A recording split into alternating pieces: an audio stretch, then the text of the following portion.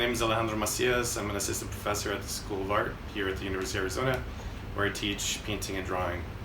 A lot of my work is very kind of like focused on identity, the Mexican-American experience within American contemporary society. And I'm also responding to the social political climates, presently.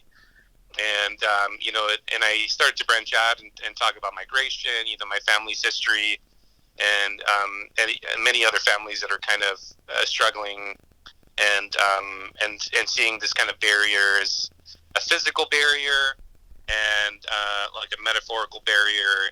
And so I'm really interested in what's happening in the border in many ways. I was born and raised in Brownsville, Texas, and I was like in classes that were primarily Spanish speaking. Even I went to church every Sunday, purely Spanish speaking, very traditional Mexican background. Spent a lot of my childhood in Matamoros, where my grandparents had a house. In 2017 I think everything started to fall in place. I started thinking about my own place and in this world, and then my own place along the U.S.-Mexico border, and how I see myself as a product of that environment, and I think many people obviously feel like me, and in terms of finding a place and a sense of belonging.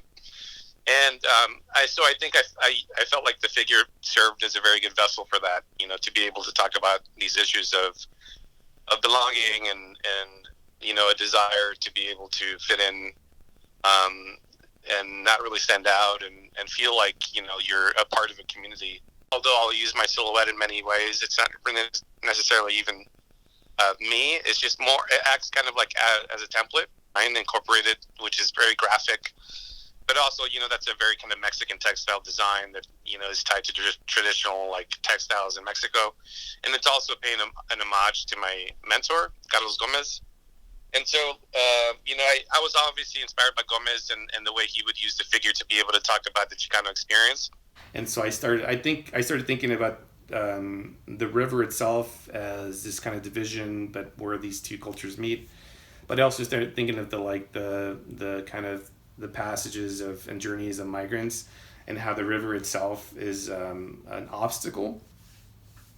And so when I moved to Arizona, I realized that although there isn't a division in terms of the river, the mountains themselves serve as an obstacle. I'm documenting my experience from one place to another. And so I think like even the work will evolve in terms of how my experience is in Tucson and Arizona as a whole, and how, that'll change my work, and not only the work, but how I'm feeling and how I perceive the world around me.